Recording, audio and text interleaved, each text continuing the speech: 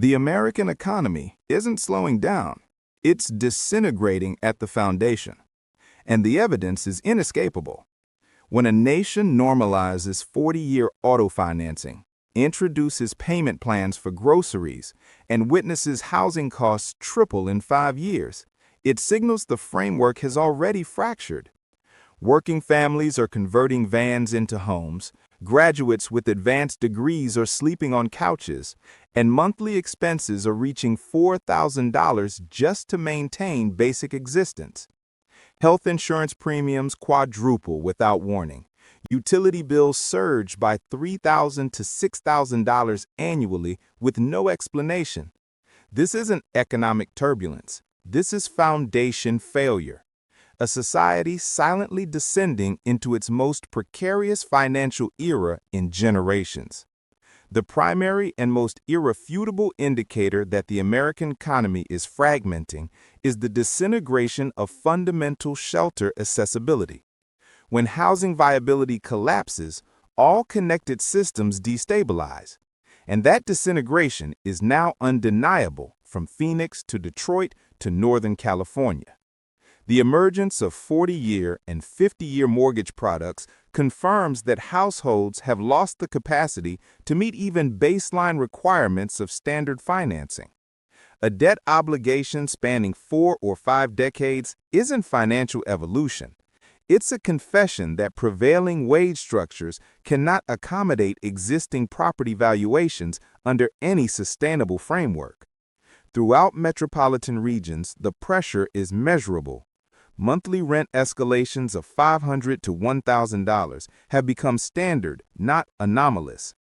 Property assessments that previously adjusted gradually are now surging by 40 to 80% within single evaluation periods.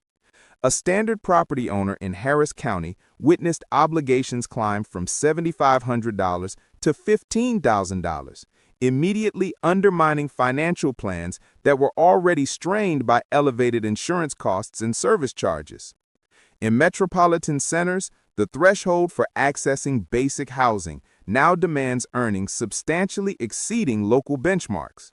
San Francisco's efficiency units requiring nearly $4,500, one-bedroom spaces surpassing $5,800, and two-bedroom configurations approaching $10,500 before additional costs. This is no longer a regional aberration. Density overload is expanding nationwide as millions exhaust alternatives. Residences intended for single families now accommodate 5 or 6 households, with 8 to 12 vehicles occupying streets because intergenerational, multifamily cohabitation has supplanted autonomous living.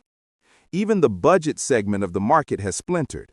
Modified storage units, repurposed shed structures, and rear property minimal dwellings are becoming the final option for employed individuals. These are not transient complications. They are foundational indicators of an economy where earnings, taxation, and shelter expenses no longer align. The comprehensive implication is systematic paralysis. Individuals cannot relocate for employment because they cannot access new housing. They cannot reduce commitments because even economical regions have been inflated by distance work displacement. They cannot purchase because financing now operates like perpetual obligations. And they cannot sustain current positions because assessments and coverage are driving ownership into deficit territory. Housing is not merely unattainable. It has become arithmetically irreconcilable with the earnings framework of the population. And when a civilization cannot shelter its labor force, all additional economic structures begin crumbling. The wage stagnation crisis.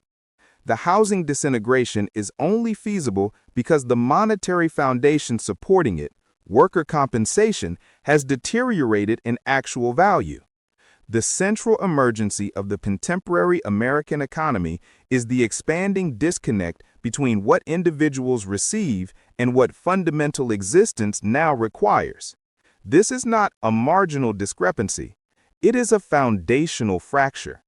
Since 2019, necessities have escalated at rates far exceeding compensation modifications. Nutrition categories that previously advanced by 3 to 4% annually now climb by 25 to 50% cumulatively. Coverage costs that remained around $180 to $250 for numerous employees have jumped toward $400 to $800 monthly. Travel expenses, power consumption, and basic provisions follow identical patterns. This is why continuous employment no longer ensures security. Even elevated earning categories are displaying signs of degradation. A compensation of $90,000 to $130,000, previously classified as professional middle tier, can now be completely absorbed by housing, medical care, transit, and obligation servicing before accumulation becomes viable. The price escalation that administrators characterize as manageable becomes catastrophic when imposed on categories that control household expenditures. A $200 monthly medical coverage increase or a $120 elevation in power costs is not assimilated the same manner an optional purchase would be. These are mandatory recurring obligations, and they accumulate relentlessly. Meanwhile, organizations confronting mechanization, expenditure reduction, and decelerated income expansion are restricting compensation advances. Complete sectors, communications, creative services, operational assistance, client relations, have observed earnings plateau or contract as artificial systems and international labor replace personnel with applications. The outcome is a labor pool that is technically active, yet financially deteriorating annually. This emerging category of hardship is especially destructive because it conceals itself behind professional designations, credentials, and continuous schedules. The mental toll is quantifiable. Employees report maintaining less than $400 remaining after obligations, even with multiple decades of participation. Accumulation percentages have dropped to historically minimal levels. Future security allocations are being suspended or removed completely. Optional expenditure, previously an indicator of standard existence, is contracting into subsistence-level allocation. The degradation of economic capability is so extreme that even modest price modifications generate emergency-level pressure. This compensation expense divergence powers all additional vulnerability in the system. When continuous employees can no longer satisfy fundamental monthly requirements, the framework loses its capacity to regenerate consumption, preserve equilibrium, or sustain extended expansion. The breakdown of accessibility is not a malfunction in the economy, it is the economy. The healthcare extraction system. The wage cost divergence becomes even more catastrophic when you incorporate the silent, continuous financial drain of the American medical system. Healthcare expenditures have transformed from a budget category into a comprehensive extraction apparatus, depleting workers more rapidly than any housing increase or power spike. The figures expose the intensity. Personal coverage costs that previously averaged $180 to $250 monthly are now approaching $400 to $850, frequently withdrawn automatically from compensation before employees even access their earnings. Yearly threshold amounts commonly surpass $5,000 to $9,000, ensuring that most citizens pay directly before coverage mechanisms begin offering substantial assistance. This emerging load is not confined to catastrophic circumstances. It impacts fundamental, predictable medical requirements. Standard medications, specialized consultations, and evaluation procedures have risen far more rapidly than nominal compensation. A single immediate care encounter can exceed $300 without examination. Cost increases of 50 to 80% across several renewal periods are becoming standard throughout organizations, compelling millions to reduce or eliminate protection entirely. The framework effectively penalizes anyone attempting to maintain coverage while providing no protection mechanism to those who withdraw. The most destabilizing component is the transformation from coverage as security to coverage as a persistent financial burden. Employees now sacrifice hundreds of dollars per distribution to sustain policies that frequently deliver less protection than programs from 10 years prior. Medical-related compensation reductions routinely surpass $800 to $1,000 for individuals and $1,500 to $2,200 for households, consuming earnings that was previously allocated for shelter, nutrition, or accumulation. In numerous instances, medical costs alone equal the expense of housing in reduced-cost territories. This load accelerates an expanding dependence on medical postponement, delayed interventions, and increasing personal obligations. Even protected individuals are accumulating outstanding medical balances that multiply monthly.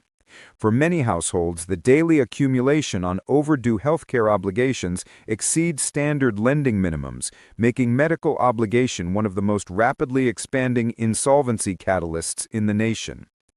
The healthcare burden cycle directly intensifies economic vulnerability. When employees must choose between coverage costs and nutrition, between threshold payments and housing, the complete financial architecture becomes unsustainable. Healthcare, previously regarded as a stabilizing foundation of contemporary existence, has converted into one of the principal mechanisms pushing continuously employed Americans toward breakdown. The essential cost explosion. The medical burden cycle flows directly into the subsequent destabilizing element, the extraordinary surge in routine living expenses. Fundamentals that previously stabilized the professional class budget, nutrition, power, connectivity, transit, are now degrading household finances at a velocity no compensation structure can accommodate. This is not the controlled inflation referenced in institutional assessments. It's an intensified expense detonation that impacts items individuals cannot circumvent. Nutrition inflation is the most transparent example. Weekly provision acquisitions that averaged $200 to $250 several years ago are now consistently exceeding $450 to $700 even for compact households. Fundamentals like protein sources, poultry, dairy products, vegetables, and basic processed items have risen cumulatively by 25% to 70%. While premium or natural options have become financially inaccessible for millions of families. For those without access to volume distributors or discount alternatives, nutrition accessibility has collapsed completely.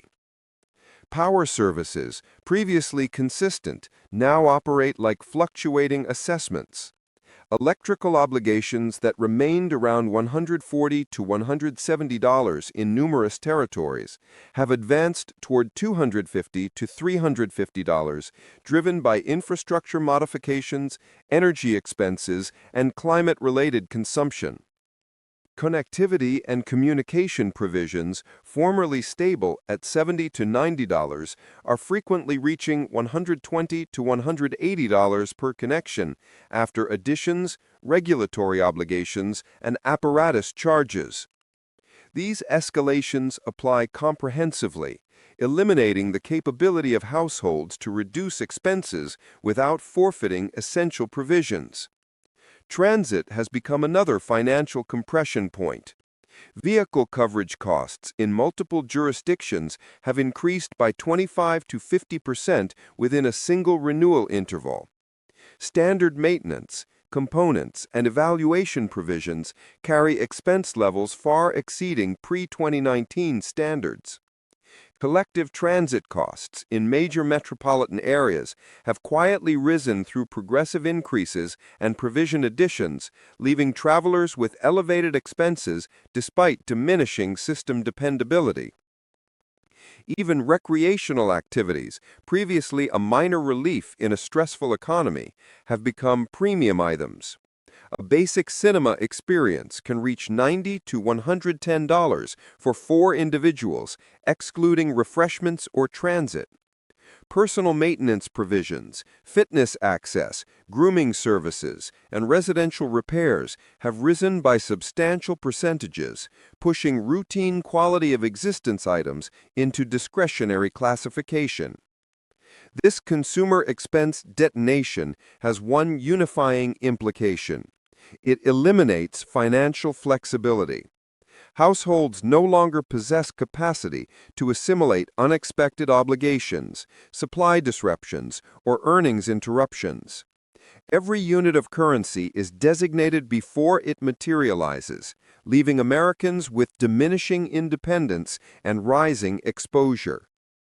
When routine living expenses breach accessibility throughout all categories, economic stability becomes arithmetically unachievable. The labor market malfunction. The consumer cost detonation becomes even more threatening when combined with the foundational breakdown occurring within the employment market. America now confronts a distinctive dual emergency. Millions of positions vanishing through mechanization at the precise moment the country requires essential specialized labor needed to maintain the tangible economy operating. This disproportion, oversupply of displaced administrative workers and undersupply of skilled trades, indicates a fundamental dysfunction in the employment framework.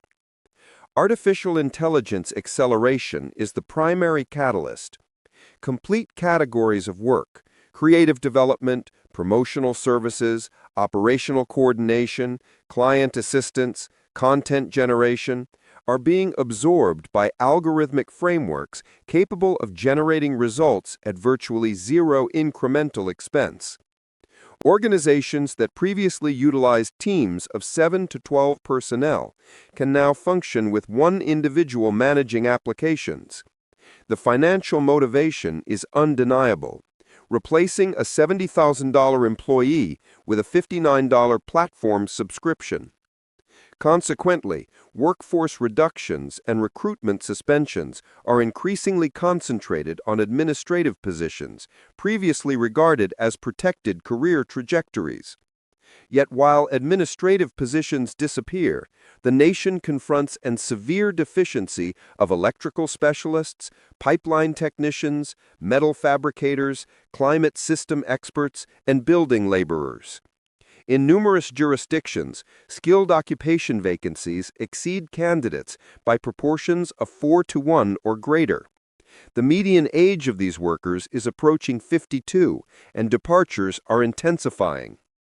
Fundamental infrastructure preservation, energy networks, water distribution, collective transit, residential building, depends on labor that simply does not exist in adequate quantities. This generates an economy where credentials are diminished, certifications are excessively priced, and compensation is misaligned with national requirements. A graduate with $70,000 in educational obligation earns $48,000 to $58,000, while a certified skilled tradesperson can surpass $85,000 to $110,000 without a university credential. Despite this, obstacles to participation, instruction accessibility, territorial limitations, apparatus expenses prevent rapid conversion from displaced positions to required positions. Meanwhile, corporations reducing labor forces amplify economic exposure. Diminished staffing increases workloads, postpones advancement, and restricts compensation expansion. Extended hours become obligatory while remuneration stagnates. Workers operate under intensified exhaustion. Yet alternative opportunities have evaporated due to recruitment contractions. This employment market distortion flows directly into national instability. A labor force losing protected employment, incapable of retraining rapidly, and confronting compensation compression cannot sustain rising expenses. Simultaneously, the absence of essential labor postpones housing development, infrastructure maintenance, and production capability, intensifying unaffordability. The employment market is no longer simply inefficient. It is functioning in opposition, undermining both economic productivity and household continuation. The credit dependency spiral. The employment market malfunction directly accelerates the subsequent phase of breakdown, the rapid transformation from earnings-powered consumption to credit-powered continuation. As compensation fails to accommodate fundamental living expenses, households progressively depend on financial instruments that postpone payment rather than enhance accessibility. This is how an economy silently enters obligation spiral condition, one disturbingly comparable to the circumstances that preceded the Great Depression. Deferred payment systems represent the most transparent signal. Initially promoted as a convenience mechanism, they have transformed into a substitute for available income. Transactions under $50, provisions, clothing fundamentals, standard household items, categories that never necessitated financing, are now routinely divided into 4 installments. For millions, deferred payment platforms operate as concealed credit channels without the psychological resistance of conventional borrowing.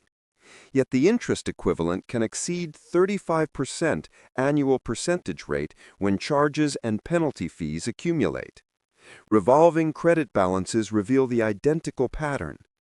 National ongoing obligation has exceeded levels equivalent to more than $1.4 trillion, with interest percentages surpassing 22 to 27% even for borrowers with consistent histories.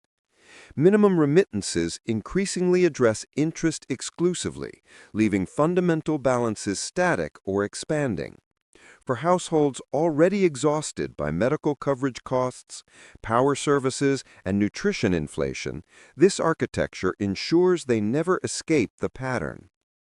The most threatening element is the emergence of interest-prioritized repayment frameworks throughout governmental and commercial loans. Situations where daily accumulation reaches $25 to $35, combined with inherited balances of $6,000 to $12,000 in postponed obligations, make fundamental reduction arithmetically impossible for moderate to middle earners.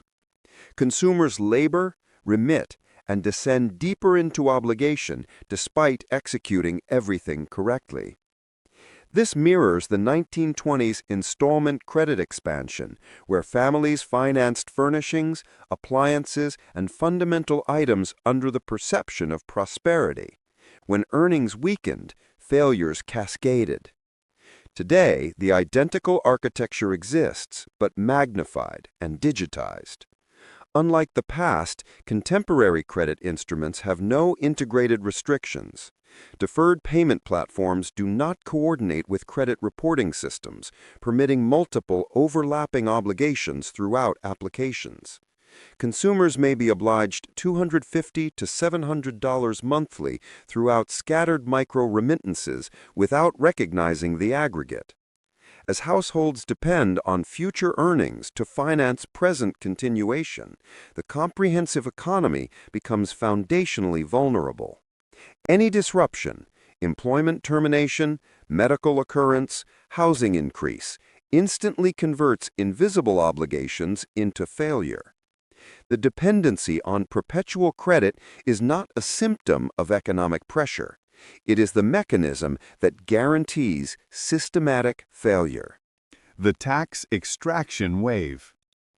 The credit-powered continuation model becomes even more unstable when layered with a rapidly intensifying assessment load. As municipalities lose inhabitants, confront pension shortfalls, absorb rising functional expenses, and experience contracting business assessment foundations, they redirect to the only remaining income source, standard residence. This has unleashed a nationwide assessment shock surge that silently extracts from households what minimal financial stability they possess remaining. Property assessments are the most aggressive compression point. In multiple territories, obligations that previously remained around $6,000 to $8,000 have surged toward $12,000 to $16,000, frequently in fewer than 2 evaluation intervals. Harris County's increases from approximately $7,000 to $14,500 are not isolated occurrences. They reflect a foundational financing deficiency now transferred directly onto property holders. These escalations are not connected to compensation expansion, market valuation, or enhancements.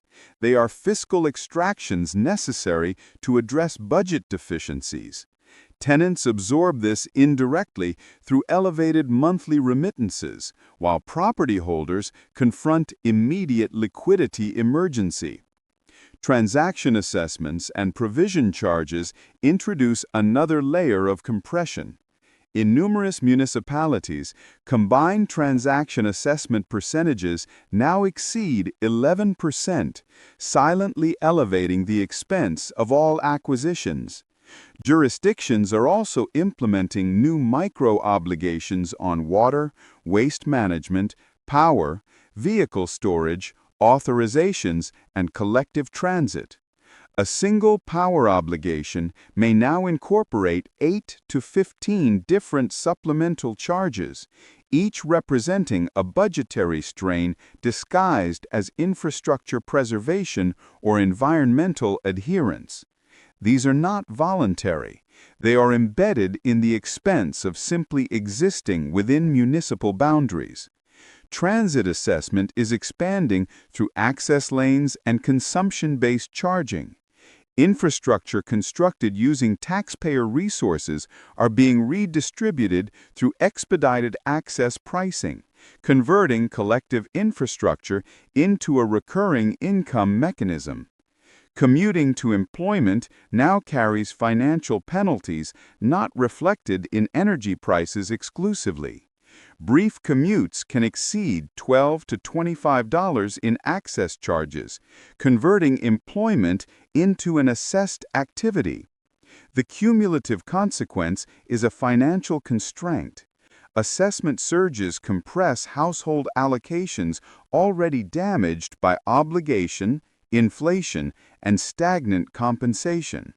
They also accelerate displacement out of elevated expense territories, which consequently deepens municipal shortfalls and compels additional assessment increases, a self-reinforcing descending cycle. As essential provisions deteriorate despite elevated assessments, collective confidence erodes, and the economic burden transfers even more substantially onto contracting populations. This assessment shock surge is not merely a budget concern. It is a foundational force driving millions toward financial breaking thresholds. The urban affordability collapse.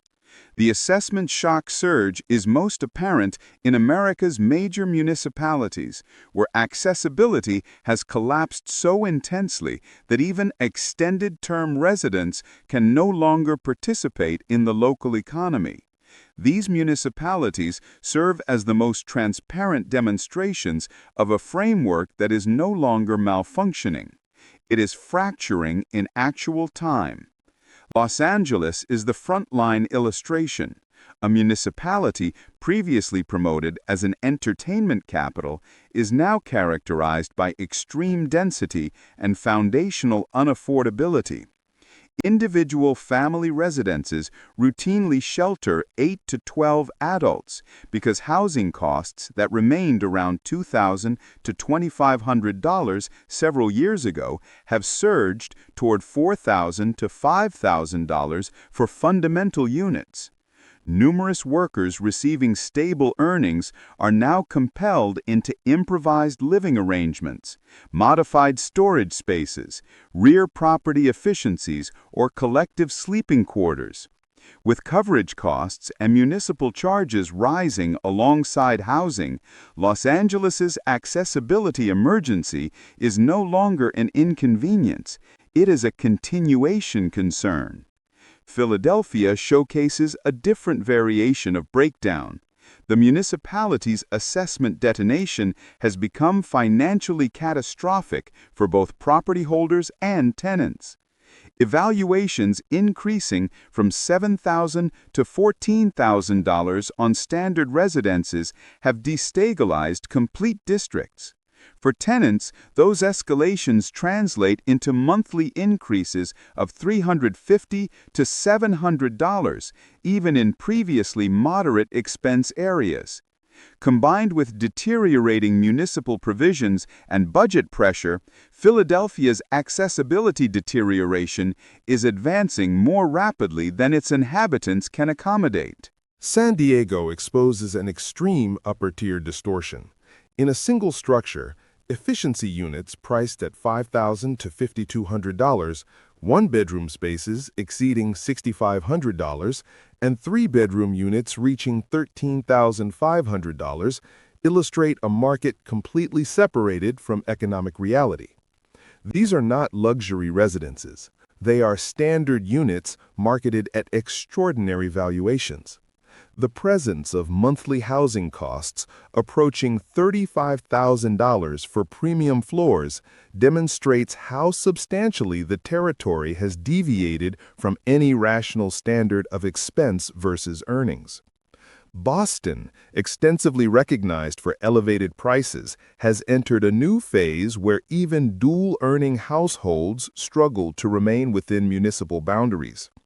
Housing bidding competitions, occupancy charges exceeding $6,000, and compliance expenses embedded into all provisions create a financial threshold that eliminates complete earning categories.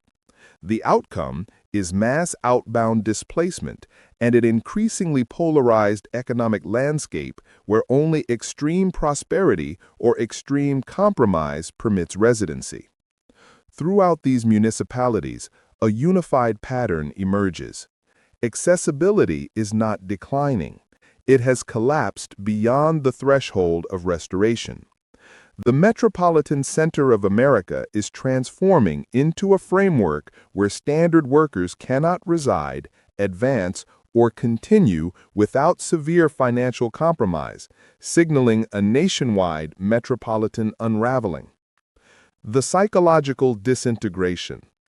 The breakdown of metropolitan accessibility has catalyzed a deeper, more corrosive consequence, the unraveling of the professional class at an emotional, mental, and behavioral dimension.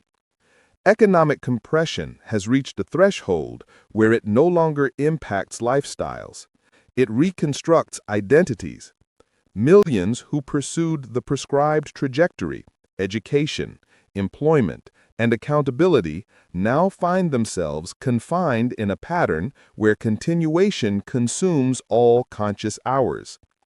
Exhaustion has become the prevailing condition of the labor force. Individuals laboring 45 to 65 hours weekly report maintaining less than $250 to $500 available income after fundamental obligations. The outcome is a population operating on constant financial pressure, incapable of participating in cultural existence, social interactions, or personal advancement. Activities that previously defined individual purpose, creative pursuits, musical expression, artistic creation, exploration, physical wellness, are vanishing because individuals lack both duration and capacity.